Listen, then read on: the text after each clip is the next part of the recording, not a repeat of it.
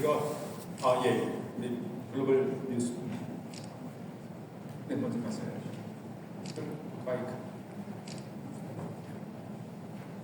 글로벌 뉴스 통신의 김혜일 기자입니다. 오늘 2025년 시정 방향에 대해서 잘 들었습니다. 감사합니다.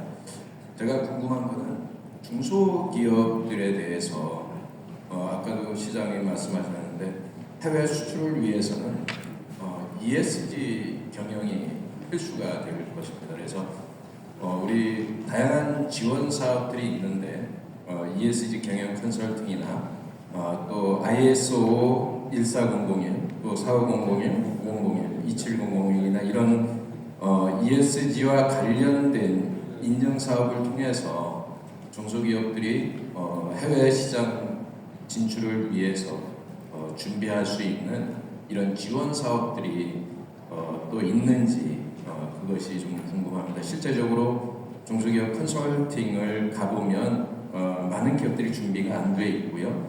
이것이 뭔지도 잘 모르고 있는데 관련되어 있는 수출 대기업들이나 이런 데서는 요구를 하고 있는 상황이고요. 포천시도 8,100여 개의 중소기업뿐만 아니라 소상공인도 포함되어 있겠지만 많은 기업들이 소재하고 있는 것으로 알고 있는데 이들 기업들이 해외 진출이나 국내 대기업들과 연결이 될 때 잘 되었으면 좋겠다는 생각에서 시에서는 어떤 계획을 갖고 있는지 궁금해서 질문드립니다. 좋으신 말씀입니다. 사실 안타까운 부분이 이런 거죠. 8,100개의 기업 중에서는 완성품을 만드는 기업들도 많이 있고 그 상품의 어떤 가치가 상당히 수준 이상으로 평가받는 기업들도 많은데 판매에 대한 부분이 사실 기업의 그 규모상 무역 또 수출을 전담할 수 있는 지분을 줄 수 있을 정도까지 기업의 그 규모가 아니기 때문에 그런 부분들에 대해서 지금 말씀하신 것처럼 많은 어려움을 갖고 있는데 저희가 그런 것을 보완해주기 위해서 지금 말씀하신 것처럼 ESG 경영이라든가 ISO 401 인증 이런 것들도 저희 컨설팅을 해주고 또 특히 저희가 직접적으로 좀 도움을 주고 있는 것은 공정무역 그 인증을 받았을 경우에는 정말 구체적인 글로벌 인증이기 때문에 그런 부분들에 대해서도 그 기업들이 좀 무역 수출을 하는데 많은 구체적인 도움이 될 수 있는 그런 것들도 추진하고 있다는 말씀을 드립니다. 그리고 뭐니 해도 제가 취임하고 나서 미국 애틀랜타 또 중국 타이페이 또 지난해에는 베트남 하노이 직접 기업들하고 제가 방문을 합니다. 그 상품 만드는 걸 가지고. 그래서 제가 어떤 그 제도적으로 지원을 해드리는 것도 있지만 제가 직접 아주 세일즈맨이 돼서 우리 관내에 있는 기업들 저를 믿고 취입하라고 지금 외국에 나와서 많이 활동하고 있습니다. 이런 부분들에 대해서도 실질적으로 도움이 될 수 있도록 이런 컨설팅도 확대해 나갑니다.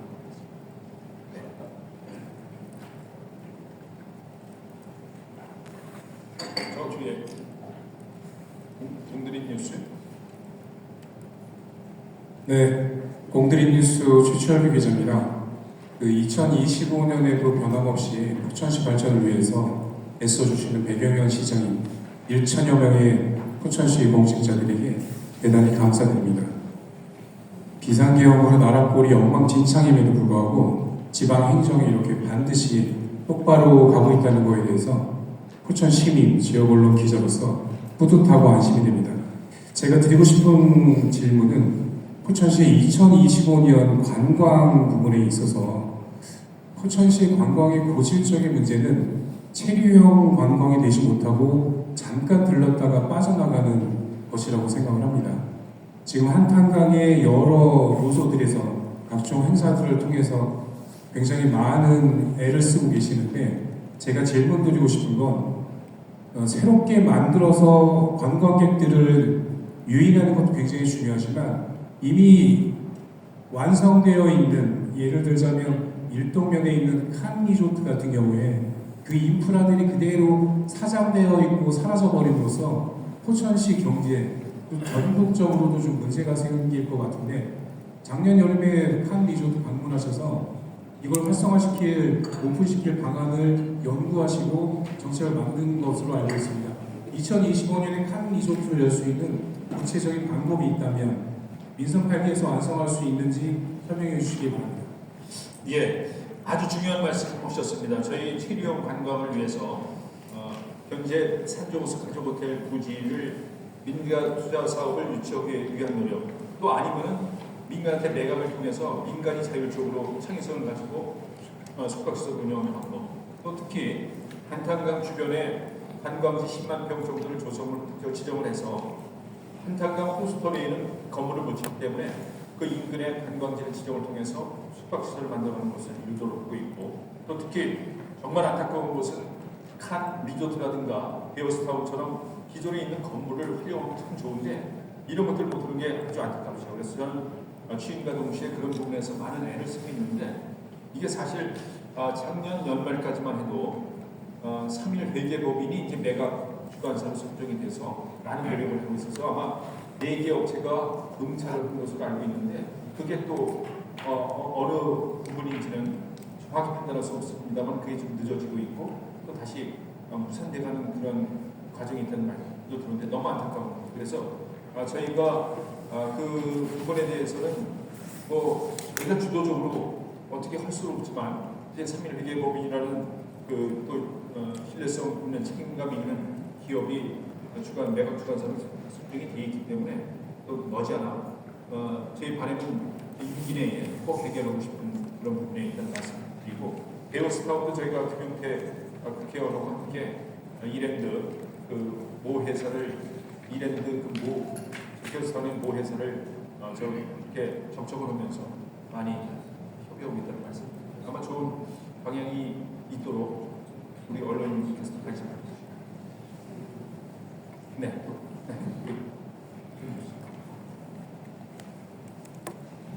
포토뉴스 지훈 기자입니다. 이번 본 예산에서 일부 삭감된 것이 그 사업계획 부족인지 또는 소통 부족인지 시장님은 어떻게 생각하시는지 궁금하고요. 그다음에 이에 따라서 그 재정 안정화 기금 활용은 어떤 식으로 올해는 하실 건지 궁금합니다. 네. 예, 저도 안타깝게 생각합니다. 그래서 제가 우리 간 공무원들 질타하는 바도 있습니다. 그리고 또 신년 시무식에서 의회에서 그런 말씀도 드린 바가 있습니다. 사실 설명이 부족해서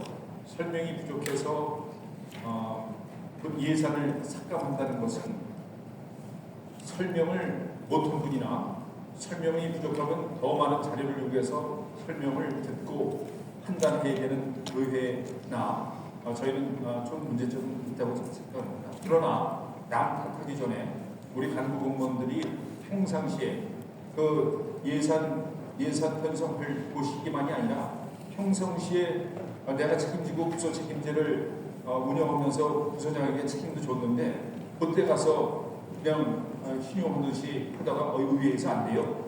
이러고 끝날 것이냐? 그 책임감이 없는 거죠. 공직자로서의 책임감이 너무 없는 거죠. 그래서 저는 올해부터는 평상시에 의회와 소통을 넓혀서 설명을 해라.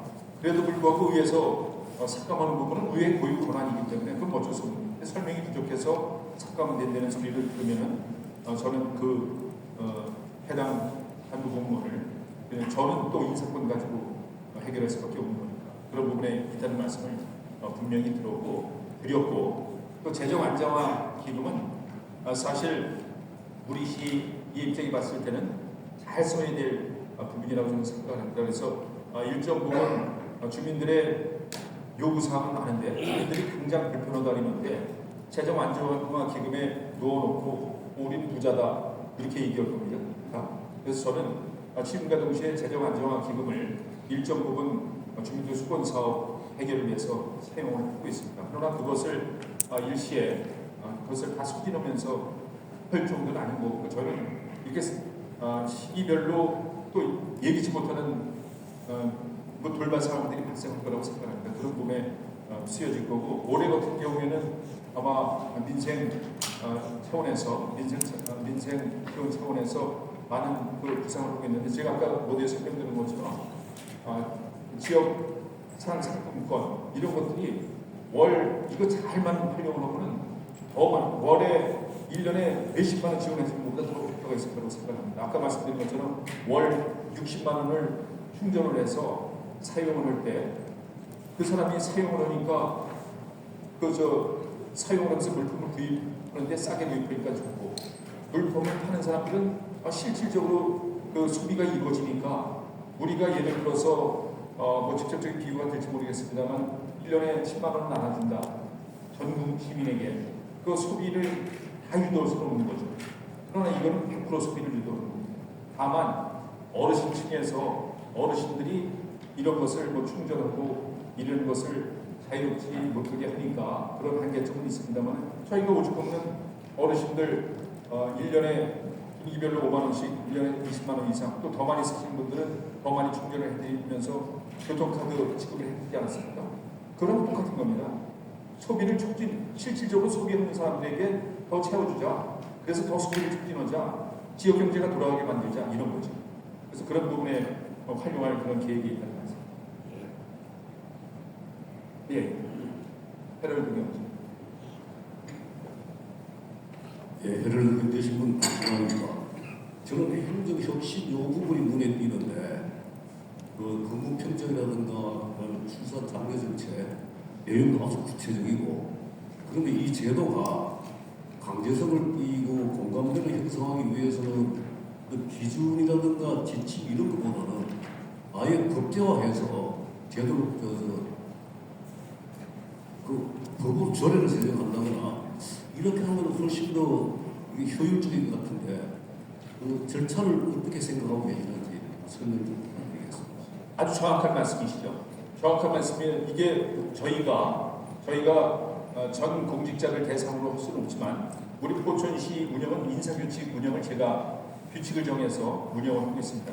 그래서 이건 당연히 인사규칙에 반영이 돼서 그렇게 명문화시켜서 추진하는 그런 제도가 되는 거죠. 명문화시켰습니다. 인사규칙. 네. 시간이 많이 걸리면은 배가 고파서 그렇죠? 네. 그럼에도 불구하고 우리 지경제 손 드셨네요. 마이크. 새해를 맞이해도 오늘 9일째가 되네요. 그 새해에는 포천시가 진행하고자 하는 사업 모두가 잘 되길 바라겠습니다. 제가 이제 궁금한 거는 오늘 이제 PPT를 쭉 보면서 좋은 내용이 많이 나왔고요. 이 중에서 이제 그 말씀 중에 이제 인구 감소 심지어 이제 분류가 되어 있지 않습니까? 이 관련해서 이제 시장님께서는 작년에 이제 그 인구 성장률인가요? 신설을 하셨고 굉장히 최선을 다해서 총력전을 펼치는 모습을 보이고 있습니다. 그 인구 정책 관련돼서 만약에 이제 포천시만의 다른 자체가 차이가 있다면 포천시만의 어떤 정책이 있다면 소개해 주실 수 있으신지 하고 또 이제 제가 관심 가는 것 중에 포천시는 이제 초고령화 사회에 들어서 있습니다. 그러다 보니 이제 아까 뭐 8천여 개의 기업이라고 하지만 실질적으로 거기 이제 노동자들 연령이 상당히 높은 걸로 알고 있습니다. 결국은 이제 그 제조업을 기반이지만 그걸 끌고 가기 위해서는 이제 청년 유입 정책도 필요할 것 같은데 거기에 대해서도 저희 정책이 있으시면 한 말씀 부탁드리겠습니다. 예, 저희가 인구 성장국을 만들면서 정말 의지를 가지고 또 인구 감소되는 부분을 또 개선해 보기 위해서 많은 정책을 펴고 있습니다. 다행인 것은 작년도 상반기를 기준으로 해서 최고 이제 저점을 찍고 조금은 인구가 늘어나는 그런 추세에 있습니다. 이런 것을 더 어떤 보완을 통해서 인구가 좀 이렇게 줄어들지 않고 늘어나는 부분에 대한 정책을 제가 말씀드린 것처럼 우리 포천이라는 것이 작년 통계청에서 조사 발표한 바에 의하면 전국의 그 지역 활동 지수, 거주 인구 대비 지역에서 활동하는 지역 활동 지수를 조사해서 발표한 바에 의하면 포천은 123%예요. 전국 시 단위에서 1위예요. 생활 인구가 최고 많다는 거예요. 근데 아까 말씀드린 과정에서 말씀드렸습니다만 정주 환경, 교육 여건이 좋지 않기 때문에 일자리는 여기 있으면서도 밤에는 나가서 양주에서 자고 의정부에서 자고 별내에서 자면서 아침에 또 축구전쟁하면서 또 들어와요. 그래서 경주 환경, 교육 이것만 잘 지원해서 육성해가면은 괜히 그 사람들이 왜 한두 시간을 길바닥에 허비하면서 경제 생활이 줄여가면서 있습니다. 그래서 최고의 핵심 정책은 포천에 있는 일자리가 있는 사람들은 포천에서 정착할 수 있도록 하는 제도 이거를 최고 핵심적으로 추진해 가고 있고 말씀하신 것처럼 8천여 100여 개의 기업은 청년들이 선호하는 일자리는 넘쳐나는데 청년들이 선호하는 일자리가 부족했거든요. 그래서 기획을 하는 게 드론이라든가 바이오 헬스케어 사업, 첨단 산업을 통해서 청년들이 선호하는 일자리를 우리 휴가단에 떠난 자리 인근에 첨단 산업단지, 복합단지를 만들어서 유도를 하고 그것을 또 이렇게 실현시켜주는 좋은 조건으로 포천에서 태어난 아이들이 포천에서 교육받아서 그 좋은 기업에 들어갈 수 있도록 교육을 통해서 뒷받침해주는 그런 정책을 실질적으로 추진해 나갑니다. 예. 이제 네. 먼저 스포츠 동아 고성철 기자입니다. 시장님, 저는 건의사항을 한 가지만 하겠습니다. 작년 여름에 신고가 된 사건이 있었습니다. 폐수가 개천을 전체 오염시켜서 환경과에서 차량 탱크를 이용해서 밤새껏 퍼내고 고생을 하셨는데요. 그 처리 결과를 안 알려줘서 거기 있는 주민들이 저것을 고발 조치 안 했지 않느냐, 저 업체를. 그런 불신을 낳고 있습니다. 그래서 그걸 신고를 받고 열심히 하셨으면, 통보를 해줬으면 감사하겠습니다. 좋은 말씀 해주셨습니다. 이게 이건만이 아니라 제가 시민들로부터 많은 말씀 듣는 중에 지금 그런 말씀을 많이 듣습니다. 뭔가 행정이 진행되고 있는 게 있으면은 시민들에게 피드백을 통해서 알 수 있게 이런 부분을 많이 말씀하시는데 그거는 제가 아주 세부적인 그 사항까지는 파악이 안 됐습니다만 꼭 알려드려서 그 주민들에게 알려드리고 그렇게 하겠습니다. 그건 좀 양해해 주시고 마지막으로 저도 하나만 할게요. 마지막으로 하시고 식사하시면서 하시죠. 네, 마지막으로 하겠습니다. 저는 제일 궁금한 게 소무 이지구 아파트 관련 때문에 좀 말씀 좀 드리겠습니다. 지금 아까 시장님이 지금 아파트 한 2만여 세대를 지금 추진하고 이렇게 진행하고 있다고 말씀하셨는데 지금 갖기에는 정부가 지금 어렵고 PF 작업도 안 되고 이런 것들이 있는데 소무 이지구 같은 경우는 지금 추진한 게 지금 벌써 한 5, 6년이 흘렀는데 지금까지 아직 보상가도 올 24년 12월 말까지 보상이 완료된다고도 했는데 아직까지 보상도 완료된 적도 없고 저희가 알기로는 지금 한 30% 정도밖에 보상도 이루어지지 않는 걸로 알고 있는데 소무 이지구가 과연 이게 LH하고 C하고 지금 현재 진행을 하고 있는 건지 그리고 지금 그 보상가 땅값이 현재 지금 저희가 조사한 결과하고 지금 LH에서 땅값이 지금 평당 800만 원씩이 지금 진행이 돼가지고 과연 이 800만 원 가지고 의정부도 지금 이런 가격이 안 나오는 단가인데 과연 아파트가 들어와서 인구 정책 관련해서 이게 진행이 될 수 있겠나 그게 좀 의문스러운데 혹시 C하고 LH하고 어떤 협의 관계나 땅값 조율 관계나 이런 것들이 좀 업체가 들어올 수 있는 이런 것들이 좀 있나 하고 말씀드리고 싶습니다. 예. 소무 이지구는 LH공사에서 추진하고 있는데 현재 보상이 거의 다 진행되고 있고 지작물 보상이 진행되고 있는데 그 화학 공장 하나가 그 아주 저희가 애를 먹었던 그 중고자동차 단지는 다 해결이 됐고 그 농협 주유소에 있는 그 인근에 화학 공장이 하나 있는데 그게 좀 어렵다는 말씀을 하는데 올해 다 해결을 하고 올 연말에 착공을 합니다. 엊그저께 그 담당 본부장이 와서 저한테 보고를 했는데 올 연말에 착공을 해서 중국은 좀 늦어질 것 같아요. 상황이 이러니까 2030년까지 단지 개발을 다 하는 건 좀 순서롭고 이제 그렇게 하면서 건축이 되겠죠. 그런 시간 스케줄 타임으로 진행하고 있습니다. 아니 그게 아니고요. 땅값이 지금 아니 그거는 또 여기 다 그런 부분이 있으니까 별도로 좀 안내해드립니다. 아니 사업에 대해서.